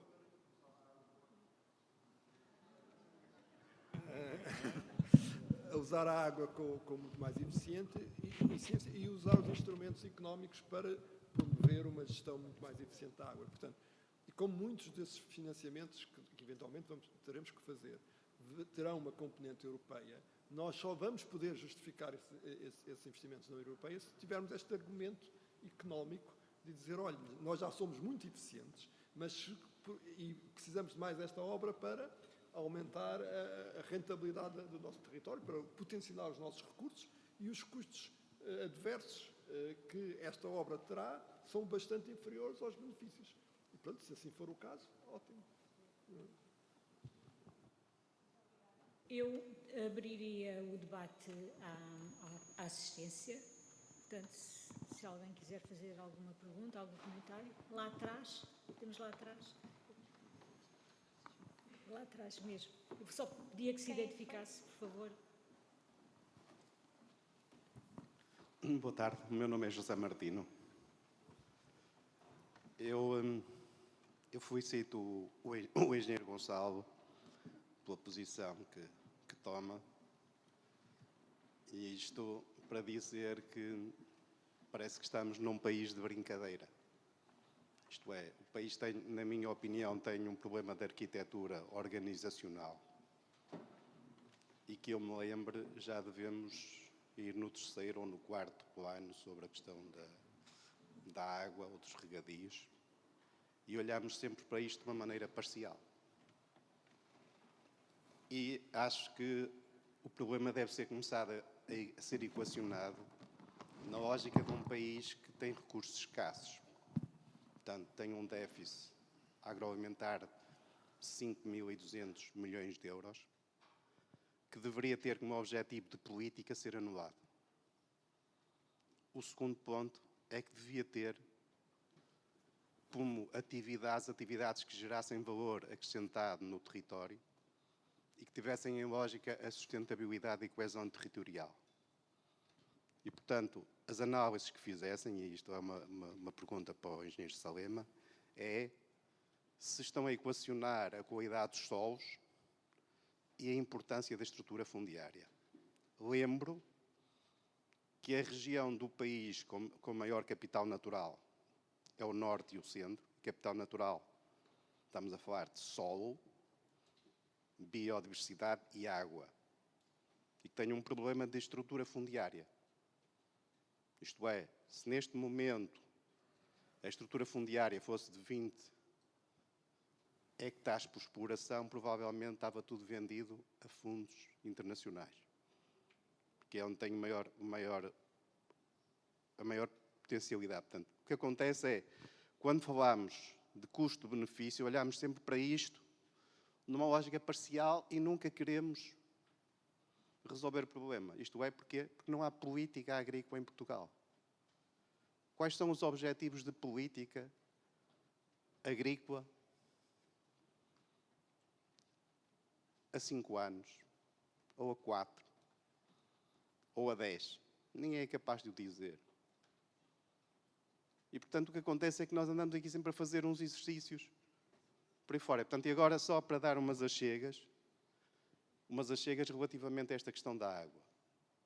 Como é que é possível haverem sistemas que têm dinheiro no banco, sistemas de regadio, na gestão do sistema, sobra-lhes dinheiro? Tem outros sistemas que não conseguem ter dinheiro para ser geridos.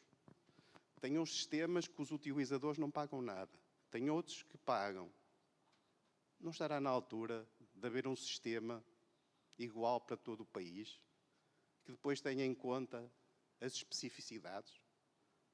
Não estará na altura deste plano da água que nos une ser mais um passo em frente e que não seja como no passado, em que via números que era preciso 700 milhões de euros para os regadios ou 2.000 milhões de euros? Acho que deveríamos olhar todos para isto com maior técnica, com maior seriedade, com maior 360 graus. E, portanto, se consumimos 5.000 hectómetros cúbicos, se a precipitação é 30.000, portanto, acho que está na altura, de uma vez por todas, de se fazer um roadmap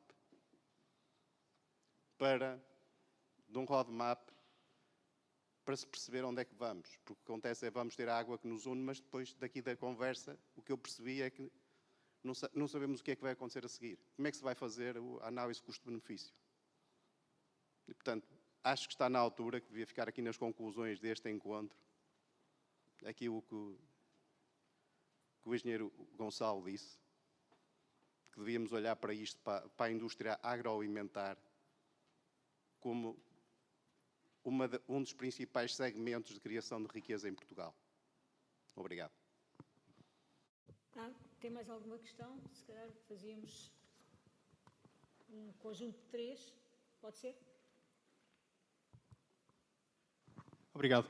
Eu queria só aqui ir perguntar ao professor Proença de Oliveira, que diz, quando o Gonçalo falou dos valores das exportações, tínhamos que ver o que é que iria aumentar o custo-benefício de construção destas obras. E quanto é que custa não fazer nada? Quanto é que custa deixarmos o país, daqui a 50 anos, metade do país despovoado, abandonado, sem economia, sem pessoas, sem biodiversidade? O custo de não fazer nada é um custo tão importante como o custo de fazer. Obrigado. Obrigada. Mais alguma? É só para responder, que é um minuto só. Quando eu defendo uma análise custo-benefício global, esses custos também entram na análise. Portanto, eu não tenho os valores. Se me perguntou quais são os valores, não sei.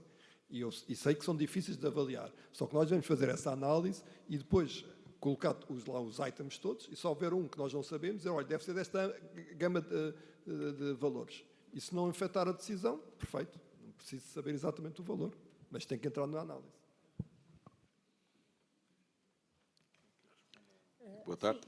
Sim, ou então quer responder? Então, se não se importa, o EG Salema responde e depois já lhe passo. Obrigado pela questão e ao colega José Martins.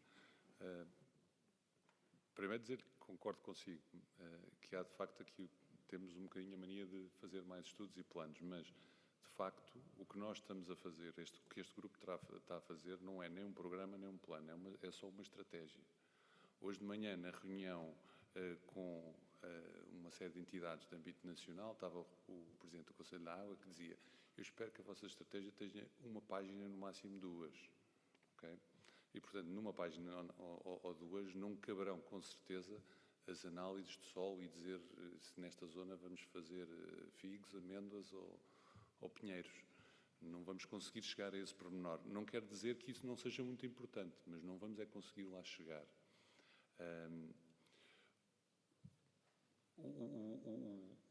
O grupo de trabalho tem esta visão de entregar a dita estratégia, que se calhar não terá uma página ou 2, se calhar terá umas 20 ou 30, não sei, mas vai ser uma coisa muito, muito sintética, que vai fazer algumas opções, mas deixa o grau de liberdade maior ao poder político e às grandes opções estratégicas que daí virão. Muito obrigada, José Lima. Sim. Muito obrigado. Jorge Neves, Ampromis. Isto é uma intervenção rápida, é mais ao lado do comentário até à intervenção inicial do Gonçalo e que tem a ver com o mercado. Não existe propriamente, no meu entender, uma procura de água por parte da agricultura. Existe, sim, uma procura de alimentos por parte dos consumidores. E isso é que provoca e faz com que a agricultura utilize a água. Eu faço aqui uma declaração de interesse, eu estou aqui com um mandato para falar sobre o milho, não sobre outras culturas. Mas não resisto, para animar um bocadinho isto antes da sessão final, fazer só aqui um comentário relativamente a uma cultura, à cultura maldita, não é? Que eu não vou dizer o nome, mas que os produtores também são malditos por causa da cultura maldita. O que é certo é que a cultura maldita existe porque existem consumidores da cultura maldita. Se não existissem consumidores, ela não havia necessidade de instalar. E é isso é que nós temos que ver. Alguém está a educar os consumidores para não consumir a cultura maldita ou outras? Não. Portanto, o mercado é que está a condicionar aquilo que se produz. São os consumidores é que querem consumir determinado tipo de produtos. Os agricultores limitam-se a seguir aquilo que o mercado lhes pede. E era só isto. Muito obrigado. Muito obrigada. Sim, Tiago. Eu queria falar aqui, só comentar o que o José Pedro Salema disse, porque no setor agrícola está-nos a fazer uma urticária brutal a ver este água que une, sobretudo quando vamos ouvir, estou eu certo, daqui a um quarto de hora, 20 minutos, o Sr. Ministro da Agricultura que nos pediu faça-se. Faça-se, faça-se. Portanto, ter um documento com uma folha e meia ou uma folha pedido pelo Presidente do Conselho Nacional da Água, não sei se ainda é o professor Poças Martins ou não é, pouco interessa. E achar que estamos confortáveis com isso, não pode ser. Quer dizer, nós temos um ambiente político como nunca tivemos. Tivemos um Primeiro-Ministro, um Ministro da Agricultura, uma Ministra do Ambiente, perfeitamente alinhados para o problema da água.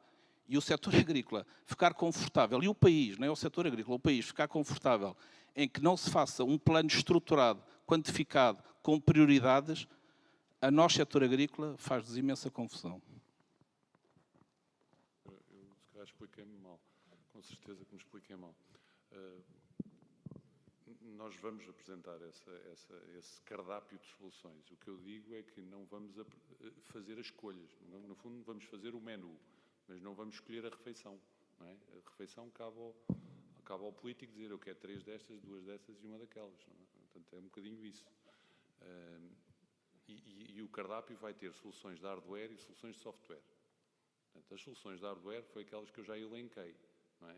A melhoria de eficiência, a ampliação de sistemas existentes, a criação, a abertura a outros usos de sistemas monofuncionais,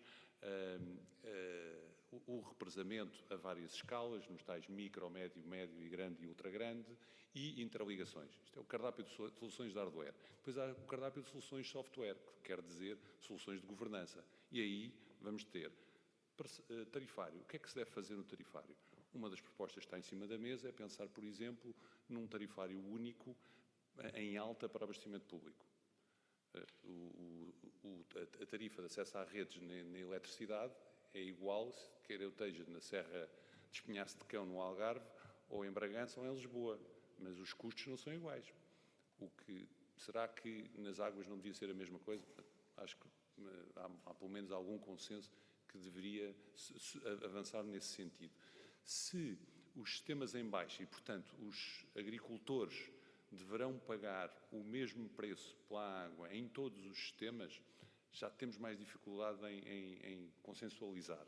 Porque há sistemas que conhecem bem os sistemas em que a barragem está numa cota alta e nós estamos a regar a várzea e que até geramos eletricidade muitas vezes com uma mini hídrica pelo caminho. É normal que os custos de um sistema destes sejam na ordem dos poucos cêntimos. Pois claro, aquilo é muito barato. É o Newton que está a fazer o trabalho todo, não é? A gravidade que faz o trabalho todo. E ainda por cima, ainda geramos uns euros quando pomos a turbina a funcionar. O problema é nos sistemas em que é ao contrário, não é? Nos sistemas em que a barragem está a uma cota baixa e nós estamos a regar os planaltos. Isso é que é o drama, porque aí tudo o que vai para cima tem que ser à custa de euros de bombagem, não é? Agora, devemos refletir essa diversidade de situações, de custos diferentes no agricultor. É um bocadinho mesmo do que vamos dizer que todos os municípios e, portanto, todos os sistemas em baixa vão cobrar o mesmo a todos os municípios, a todos os utilizadores no abastecimento público? Se calhar, mas é uma discussão difícil. Mas há outras recomendações no capítulo do software, que é, por exemplo, o modelo organizacional. Uma das coisas que sabemos é que há sistemas muito, muito pequenos, com uma capacidade de gestão muito limitada. Uma junta de agricultores que tem 4 agricultores, que gerem uma pequena barragem, que serve 12 hectares, dificilmente vai ter um nível de profissionalização que se exige para gerir água. Se calhar não pode ser assim, não podemos ter uma junta com 3 pessoas. Se calhar vamos ter que agregar as 23 juntas de agricultores que existem naquela serra, não é? Ou até juntar-lhe uma associação local ou uma entidade local que já tenha alguma capacidade técnica, não é? Profissionalização da gestão será seguramente outra das sugestões. E por aí fora. Portanto, há aqui um mundo de soluções, não só de hardware, mas também de software, portanto, de governança, que vão estar no cardápio seguramente. Okay? E no passado, há bocado esqueci-me de referir, a EIDIA foi chamada a participar em 3, este é o 3º trabalho assim, de âmbito nacional que fez. O primeiro não foi um plano, não foi um programa, foi um levantamento das intenções de investimento no regadio. E esse trabalho era um catrapázio de 500 páginas e identificámos 300 iniciativas de modernização e de criação de novas origens. 300. E fizemos, sim, uma análise do clima, uma análise do solo, uma análise não sei o quê, em 250 páginas. Este trabalho não é isso. Depois, muito mais recentemente, o livro branco do regadio também fomos chamados a participar, mas sempre num papel que nunca percebemos qual seria. E, portanto, participámos em 3 reuniões, mas não fizemos, efetivamente, mais do que isso. Foi participar em reuniões. E agora, este que tem esta visão muito concreta, que é dizer, atualizem-me lá o que é que sabem e deem-me uma versão curta, uma versão muito operacional para o Governo poder tomar as decisões que quer concretizar. Eu estou de acordo com o que o Gonçalo disse, com o que o Tiago referia há pouco, que há um ambiente, parece-nos, de querer fazer coisas, de querer deixar marca também na infraestruturação, também na interligação, também no aumento do armazenamento. Esse foi o mandato. Aliás, só ouvirem as palavras do Primeiro-Ministro dos últimos dias, ele falou em aumentar o armazenamento dezenas de vezes, não é? E, portanto, dezenas, eu pelo menos ouvi-o em 4 ocasiões diferentes a repetir muitas vezes isto. Temos que aumentar a capacidade de armazenamento e interligar os sistemas. Falaram muitas vezes na interligação. Ora, a interligação não se faz virtualmente, não é? Será sempre com infraestruturas pesadas, a uma escala mais pequena ou maior, mas serão sempre infraestruturas importantes. Portanto, parece-nos que sim, parece-nos que há a intenção deste Executivo avançar para isso, mas precisa de se apoiar em alguma coisa, e alguma coisa este Governo não quer que seja um papel com 5 anos de idade. E, portanto, é isso que estamos a tentar fazer muito rapidamente.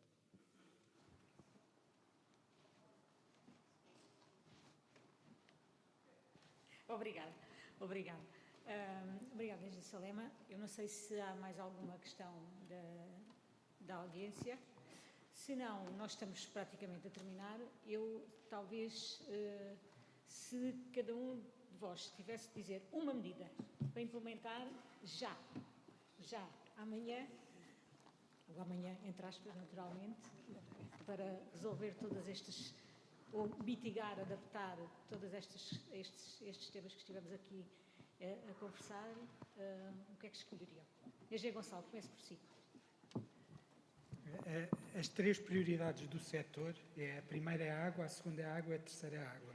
Portanto, a construção de reservas de água, independentemente de charcas, reservatórios, micro, pequenas ou médias ou grandes barragens, acho que tem que ser um conjunto de soluções e, evidentemente, modernizar o que não podemos aceitar de continuar com perdas gigantescas até chegar aos agricultores, fazendo nós investimentos muito avultados e esses investimentos não sendo feitos nas redes de distribuição.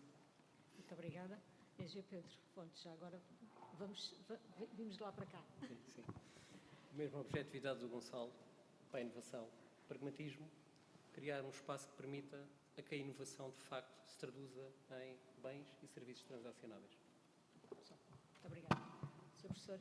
A minha questão é que nós vamos ter com esta discussão da água por muitos tempos. Ou seja, nós não vamos resolver o problema da água na próxima década e resolver o problema para sempre. Então, nós vamos ter que montar um sistema que nos permita acompanhar o problema e ir desenvolvendo as várias soluções. Sendo certo que nós, neste momento, estamos numa situação crítica. Temos que fazer um investimento grande para resolver esta situação crítica. Mas, no futuro, vamos ter que continuar a ter metodologias de análise e de consensualização na sociedade dos investimentos que é preciso fazer. Portanto, enfim, não sendo uma prioridade imediata, eu acho que devemos trabalhar no sentido de montar este esquema de consensualização dos investimentos que temos que fazer. Muito obrigada. Engenheiro Salema. Também agora que já chegou é o mesmo, chefe. Mesmo a tempo. Eu, para não cair no politicamente correto de falar na modernização, na reabilitação, que isso é completamente consensual, eu deixava uma ideia que é aumentar a capacidade de armazenamento a todas as escalas. Não é consensual. Há uma parte importante da sociedade, setores importantes da sociedade que não querem avançar para esta criação de novas origens de água, seja a que escala for, antes de ter resolvido todo o problema da eficiência. Mas nós sabemos que a resposta da eficiência tem uma extensão limitada e nós sabemos exatamente onde é que acaba. Não há nenhum sistema que seja mais eficiente do que 100%, porque não há 100%, é o limite. Não é? E, portanto, sabemos até onde é que, se este está a perder 30%, nós, se calhar, podemos ambicionar chegar aos 90% ou aos 95%. E depois acabou. E, portanto, sabemos qual é a extensão desse trabalho. As novas origens pode ser a resposta para ir ao encontro das nossas ambições. Muito obrigada a todos. Acho que acabámos exatamente a tempo, o Sr. Ministro acabou de chegar e, portanto, agradeço a todos a participação, as questões e, claro, aos colegas aqui do painel. Professor João Santos, muito obrigada, ficou aí, mas obrigada pela sua apresentação. Muito obrigada.